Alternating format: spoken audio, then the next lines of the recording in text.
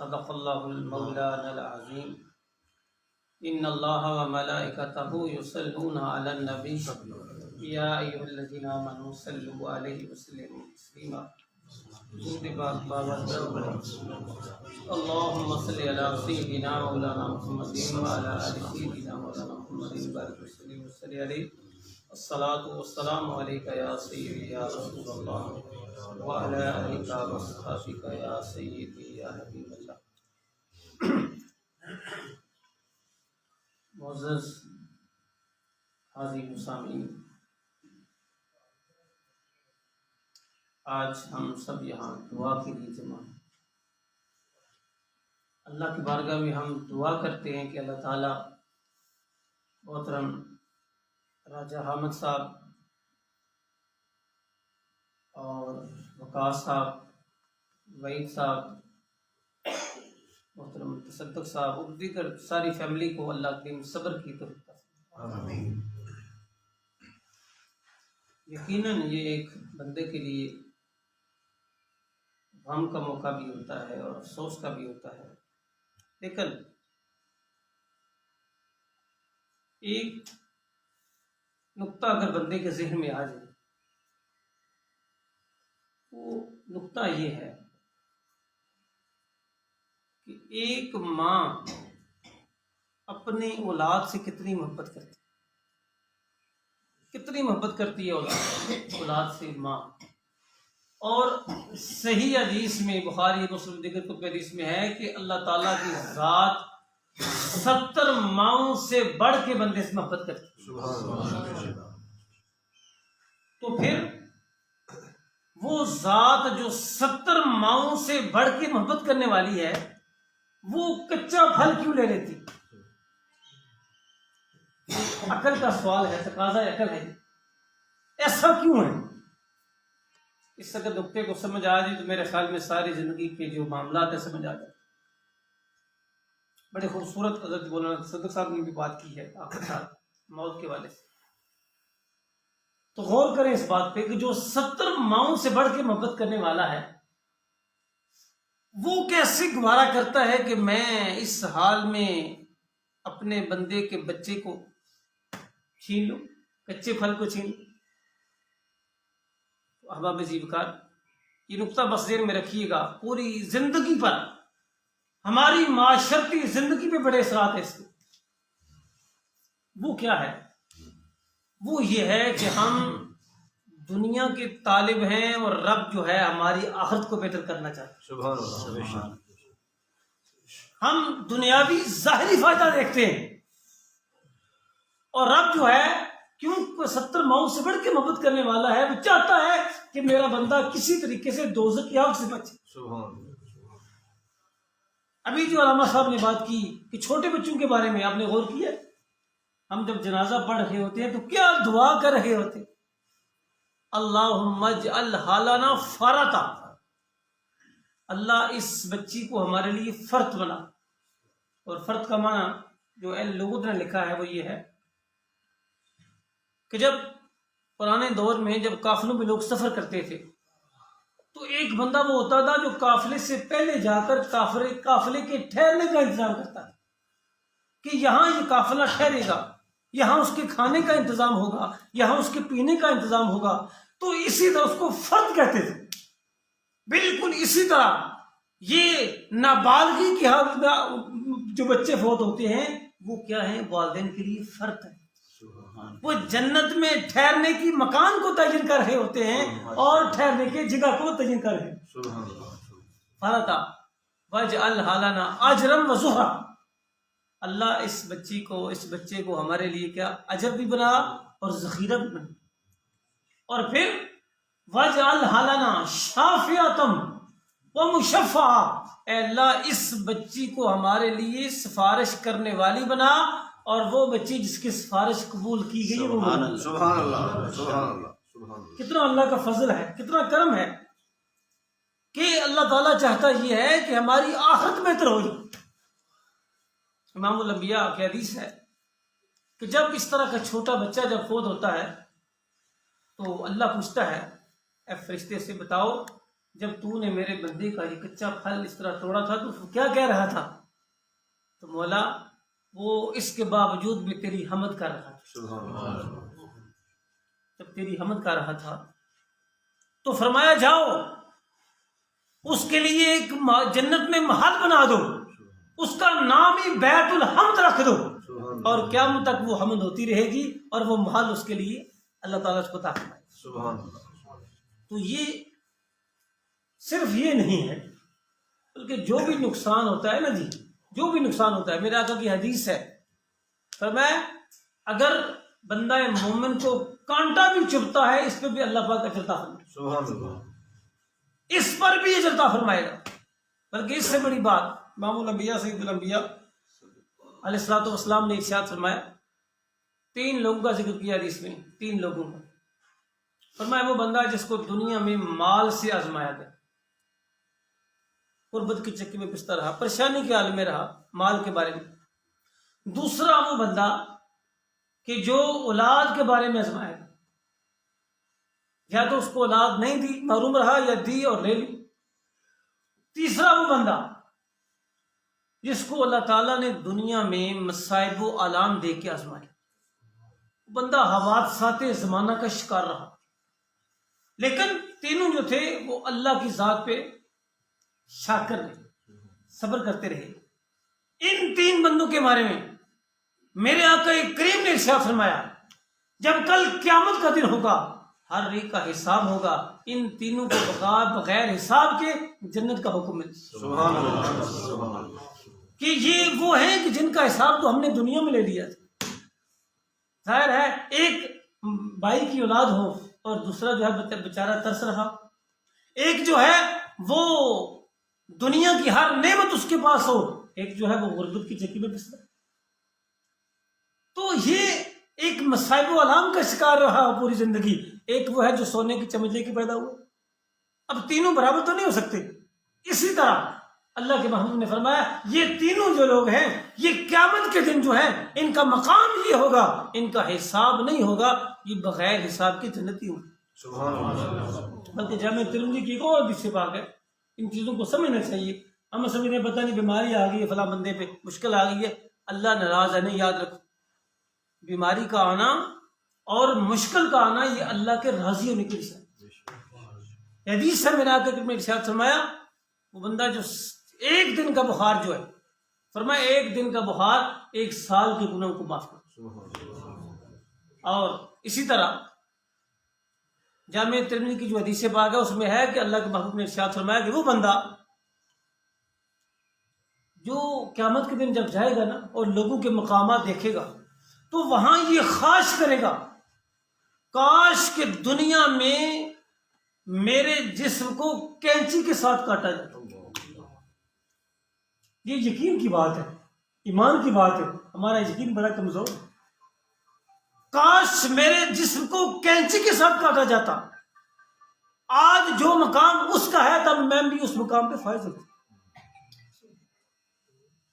آپ زندگیاں دیکھتے نہیں صحابہ کرام رضوان اللہ, ان صوفیاء کی زندگیاں ساری کیسے گزری, ساری زندگیاں ایسے ہی گزری ان کی, کٹتے ہوئے, جہاد کرتے ہوئے, مجاہدہ کرتے ہوئے. اور یہ آج کا دور جو ہے یہ آسانیوں کا دور آ گیا. آج وہ دور نہیں رہا. آج تو کسی کو تھوڑی سی تکلیف ہو نا وہ پریشان ہو جاتا ہے, پتہ نہیں مجھے کیا ہو گیا, پتہ نہیں رب مجھ سے ناراض ہو, پتہ نہیں میں نے رب کا کیا گمایا. نہیں. اور دوسری بات ایک اور بھی خاص جو ہمارے معاشرتی زندگی بڑی اہم ہے, ہم کہتے ہیں اگر یہ ہوتا تو پھر ایسے ہوتا. ہم کہتے ہیں نا جی اگر فلان ڈاکٹر کے پاس چلے جاتے. میرے ایک دوست ہے وہاں نا جی, ادھر یہ تو اسکول ہے, وہاں ہیڈ ماسٹر صاحب دوست ہے, میں وہاں ان کے پاس گیا تو وہاں ان کے 2 ٹیچر تھے. انہوں نے میرا تعارف کرا, بڑے پریشان ہو گئے. وہ کہتے میں بڑا سچ دیکھ رہا بندہ کسی کو سوال کرنا چاہتا تھا تو آپ مجھے مل گئے. میں نے کہا بتائیے کیا سوال ہے. اس نے کہا سوال یہ ہے کہ میری بیٹی جو ہے نا جی وہ فوت ہوگی, اسی طرح چھوٹی بچی تھی, اور مجھے بھائی جو ہے موبائل سے بار بار فون کرے تیری غلطی ہے اس میں کہ تو اس کے فلان ڈاکٹر کے پاس نہیں لے کر گیا. تو احباب ذیبکار یہ ایمان کی کمزوری. ایسا نہیں ہوتا. میرے آقا کریم نے ارشاد فرمایا کہ ان لو تفتح باب الشیطان، یہ اگر اور مگر یہ شیطان کا دروازہ کھولتی، اگر میں ادھر سے جاتا تو میرا ایکسیڈنٹ نہ ہوتا، یہ شیطان کا دروازہ کھولتا۔ ایسا نہیں ہے، جو کچھ مالک کی مرضی ہے وہی ہوتا ہے۔ بندہ مومن کا کام یہ ہے کہ اللہ کی مرضی پہ راضی ہو جائے، اللہ کی مرضی پہ اپنی گردن کو جھکا دینا، وہی مومن ہے۔ جناب حضرت ذوالنون مصری یہ بڑے کامل ولی گزرے ہیں، جن کے بارے میں صوفیہ نے بتایا کہ جس طرح ان کا انتقال ہوا تو 70 ولیوں کو حضور خواب میں ملے اور فرمایا میرا دوست میرے پاس آ رہا۔ وہ اس قدر کامل ولی تھے حضرت ذوالنون مصری رحمۃ اللہ۔ ان سے کسی نے پوچھا حضرت بتائیے آپ کا کیا حال ہے؟ دیکھیے اللہ کے بندوں کا کیا انداز ہے سوچنے کا۔ پوچھا آپ کا کیا حال ہے؟ فرمایا مجھ سے میرا حال پوچھتے ہو؟ میری مرضی سے تو سورج نکلتا ہے، میری مرضی سے شام ہوتی ہے، میری مرضی سے دھوپ ہوتی ہے۔ بندے نے سوال کیا، کہا جناب یہ کیا راز ہے؟ یہ تو سارے معاملات اللہ کی مرضی سے ہوتے ہیں، یہ سارے معاملات تو اللہ کی مرضی سے ہوتے ہیں، اور آپ کہتے ہیں کہ میں خوش ہوں۔ آپ نے فرمایا ہاں میں اس لیے یہ کہتا ہوں میری مرضی سے ہوتے ہیں کہ میں نے اپنی مرضی کو رب کی مرضی میں فنا کر دی ہے۔ سبحان اللہ، سبحان اللہ۔ جو رب کی مرضی ہے وہی ذوالنون مصری کی مرضی ہے۔ اگر رب چاہتا ہے کہ دھوپ ہو تو میں کون ہوتا ہوں جو کہتا ہوں بارش ہو؟ اگر رب چاہتا ہے کہ فلاں بندے کو مصیبت آئے تو میں کون ہوتا ہوں جو کہتا ہوں کہ بندے کو دکھ نہ پہنچے؟ ایسا نہیں۔ بندہ مومن کی تعریف ہی یہ ہے، اسلام کا معنی یہ ہے تسلیم کر لینا، گردن جھکا دینا، مولا جس طرح تیری مرضی ہے اسی طرح میری مرضی۔ اور یہی بندہ ایک مومن کا مقام ہے۔ میرے آقا کی یہ حدیث ہے، آپ نے ارشاد فرمایا کہ وردہ بما قسم اللہ علیہ کا تکن اغنى الناس، میں جو کچھ رب نے تیری قسمت میں لکھ دیا ہے اس پہ راضی ہو جا، دنیا کا سب سے غریب بن جائے۔ وردہ بما قسم اللہ علیہ، جو کچھ رب نے تیری قسمت میں لکھ دیا ہے اس پہ راضی ہو جا۔ فرمایا تکن اغنى الناس، سارے لوگوں میں سب سے بڑا غنی تو ہے۔ سبحان اللہ۔ اور یہی ایک بندہ مومن کا وتیرہ ہونا چاہیے کہ مولا ہم راضی ہیں جو کچھ تو نے ہم کو دیا، ہم تیری تقسیم پہ تیری قسمت پہ راضی ہیں، تیری تقدیر پہ راضی ہیں۔ اللہ کی تقدیر پہ راضی ہونا جو ہے یہی بندہ مومن کا کمال۔